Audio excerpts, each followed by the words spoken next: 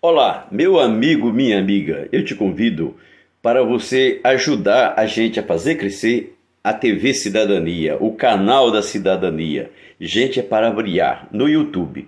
Inscreva, compartilhe e divulgue para mais pessoas, porque assim você nos ajuda. Dê o seu joinha, o seu like para contribuir com este meio de comunicação que serve para ampliar a ação da nossa cidadania. Eu estou acompanhando aqui e vendo o que diz o general Mourão. General Mourão, ele ousa ainda dizer, como uma das viúvas da ditadura militar, que Lula não tem o respeito das Forças Armadas. Mas quando você vai ler nas entrelinhas, lá pequenininho, lá embaixo, vai dizer que os militares, quando saúdam, quando batem continência para o presidente, não está batendo para ele, sim para o cargo. Será que eles estão batendo continência para Bolsonaro, para o cargo, ou estão batendo continência para o Viagra, para a prótese peniana ou para as picanhas? Preste atenção o que diz aí o general Mourão, que tem a ousadia, a coragem, a petulância de dizer que Lula está velho. Este é o conceito dos militares, você não acha? Esta é a maneira como os militares usam para se dirigir ao povo brasileiro, dizendo que o Lula está velho, que ele não vai se renovar. Os militares renovaram alguma coisa? Bom, eu acho que renovaram, que eles são super modernos. Agora eles são tecnológicos. Eles usam prótese peniana, eles usam picanha e outras cositas. Mas, por exemplo, traficar cocaína no avião da comitiva presidencial, claro. E depois, e a questão das armas? Os militares não tomam conta daquilo que deveriam tomar conta, mas se metem na política adoidado. Se o povo brasileiro quiser votar no Lula, paciência. Mas todos nós, todos nós que entendemos o que acontece, nós que eu falo, geral aqui no Brasil, sabe o que ele fez e deixou de fazer. Então isso é algo que eu julgo, ele não vence uma eleição, tá? Não vence uma eleição. Por quê? Porque é um político velho. Tá? Ele tem que mudar e mudar muito. E acho difícil nessa altura da vida, com quase 76 anos de idade, vai concorrer a uma eleição com 77 anos, haver uma mudança. Isso não é muito despeito desse militar que tem a sua mentalidade, o seu cérebro enrijecido, talvez engessado pela ditadura militar, que eles negam o tempo todo? Depois desta fala do Mourão, eu queria conclamar ao povo brasileiro que dessemos uma resposta contundente, resposta consciente e consequente a esse general que participou da ditadura militar, que é um dos endeusadores do coronel Carlos Alberto Brilhante Ustra, o terror da Dilma Rousseff, como dizia Bolsonaro. Assim também nós podemos concluir que os militares não acham que o Bolsonaro seja velho na política ou tenha se envelhecido na política e que este é um corrupto ladrão da política, cujos seus filhos estão todos aí cheios de processo nas costas por causa das rachadinhas, cuja esposa foi condenada por causa de negócio de droga, cuja avó também foi condenada por causa de tráfico de droga, cujo outro militar foi preso lá na Espanha traficando cocaína. Então isso para o general é coisa moderna, é coisa nova. Como é moderno você gastar dinheiro público da Covid para comprar prótese peniana, comprar picanha, comprar Viagra e outras cositas. Mas não acha, general?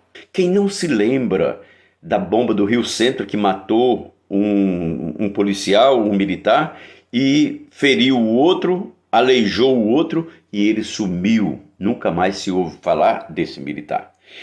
E é preciso que a gente saiba também, se lembre, se recorde do dia 3 de abril de 2018, às 20 horas e 20 minutos, em que o general Vilas Boas, chamam de Vilas Boas, não sei se é boa, senão, foi lá e tuitou para o Supremo Tribunal Federal, dizendo: os militares, o exército não suporta mais tamanha impunidade. Vocês já imaginaram?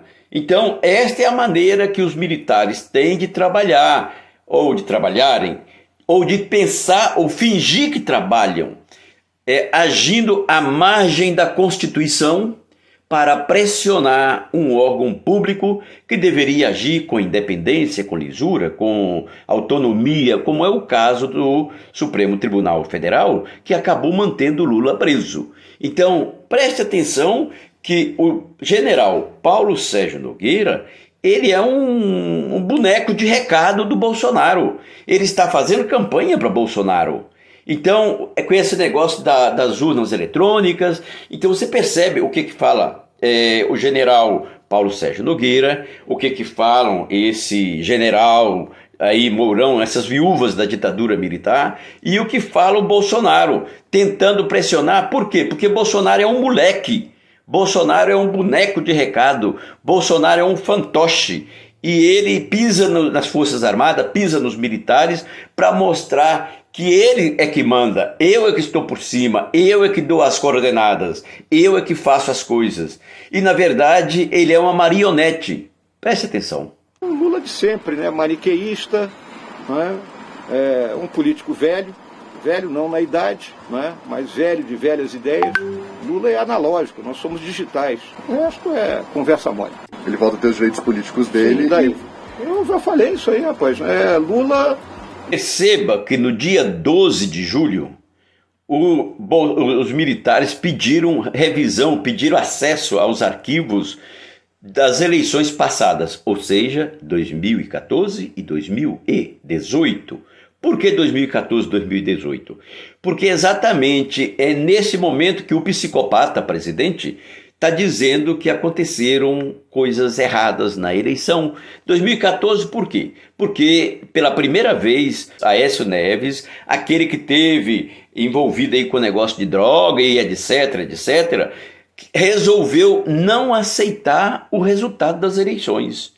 E aí ele foi levando a coisa até derrubarem a Dilma. Então, primeiro pontapé foi de Aécio Neves, que o povo brasileiro deveria abrir os olhos com ele. José Perrella e outra coisa mais, o L-Coca, o L-Cocaína. E depois vem 2018 que Bolsonaro acusa que houve fraude, que ele teria ganhado a eleição no primeiro turno. Eita, preste atenção no que fala este boçal. Segunda-feira, um encontro aqui com 50 embaixadores ou mais, para discutirmos sobre segundo turno de 2014, que teve um apagão, o Aécio estava na frente, a Dilma estava lá embaixo, e depois do apagão a Dilma ganhou. Só que nós conseguimos uma coisa que ninguém acreditava. Nós conseguimos em tempo real a chegada dos votos no TSE. O Pai do Céu ajuda a gente, né? Aleluia! Aleluia! Amém, Senhor! Vamos mostrar 2014 e eleição de 2018, onde eu ganhei no primeiro turno. Vai ganhar. Agora eu de falo, novo. isso aí não é da boca para fora, é comprovado. Pessoal, vou ter que chegar aí. Obrigado. Logo no dia 13, a fala de Bolsonaro é muito sintomática, não é? É muito jogo combinado entre esses militares, entre aqueles golpistas de 64 e que permanecem golpistas nos dias atuais. Preste atenção que o Edson Fachin, como presidente do Superior Tribunal Eleitoral, ele acabou cortando o diálogo com os militares. E logo em seguida, quem foi nomeado para poder avacalhar, achincalhar com o processo eleitoral foi o ministro da Defesa, Paulo Sérgio Nogueira, que é um pau-mandado de Bolsonaro, que não deveria estar lá para representar os interesses do presidente, mas sim interesses do Estado. E à margem da Constituição ele age fazendo o que está fazendo. Como essa liberdade está sendo açoitada por quem deveria defender a Constituição. Tá? Então, isso tudo. Temos eleições pela frente. Tá? O voto é importante, não há a menor dúvida. Tá? Agora, tem gente que quer eleger determinadas pessoas no grito. Não perceberam isso ainda? Já, está claro. Está claro. Ontem... O que acontece? Eu não posso falar tudo aqui por falta de tempo. O TSE convidou as Forças Armadas para participar de uma comissão de transparência eleitoral. E só que eles acho que não entenderam, né? Não sabiam que o chefe supremo sou eu. Tá? E eu determinei que as Forças Armadas, junto com o seu Comando de Defesa Cibernética, fizessem o trabalho que tinha que ser feito dentro do TSE. E nós fizemos e apresentamos sugestões. Bem, agora o TSE, na pessoa do Fachin, era na pessoa do Barroso, agora do Fachin, não aceita que o nosso pessoal técnico converse com o pessoal técnico deles. E o Fachin falou que não tem mais conversa com as Forças Armadas. Eu acho que já se intitulou o ditador do Brasil, estou achando que... Tá? Vamos observar o que fala Randolfo Rodrigues no dia 12, exatamente próximo daquele dia que mataram, ou que um bolsonarista matou, assassinou covardemente um membro do PT lá em Foz do Iguaçu. Ouçamos o que diz Randolfo Rodrigues. Polarização ocorreu, governador Alckmin, em 2006, quando o senhor disputou a presidência da República contra o presidente Lula. Os dois disputaram, um saiu vitorioso, e eu lembro a declaração naquele dia do governador Alckmin. Na democracia, um ganha para governar, o outro perde para fazer a oposição. O governador Alckmin participou de eleições, ganhou, perdeu, reconheceu o resultado. O presidente Lula participou de eleições, ganhou, perdeu, reconheceu os resultados. Agora esse fascistinha de merda aí, vem questionar depois de 30 anos urnas eletrônicas. Ele está, na verdade, questionando o voto do povo brasileiro, que vai dar um chute na bunda dele, botando ele para fora do Palácio do Planalto, direto para a prisão, para ele responder pelos crimes que cometeu. Não há polarização quando um lado é a democracia e histórias como a de Lula e de Alckmin, pautadas pela democracia, forjadas na democracia, e o outro lado cultua a memória de um torturador chamado Alberto Ustra. Não há polarização quando tem esses dois lados. Não há polarização quando um lado defende a vida, a vacina, enquanto o outro lado levou mais de 600 mil compatriotas nossos para a morte. Não há polarização quando um lado, nas suas livezinhas sem vergonha de quinta-feira, fica lá proclamando que tem que meter bala e atirar no adversário e fazendo ameaças, enquanto o nosso lado propagandeia a democracia, a paz. Não há polarização quando um lado leva 33 milhões de brasileiros a não ter um prato de comida por dia, enquanto o outro lado garantiu comida na mesa de todos os brasileiros quando governou.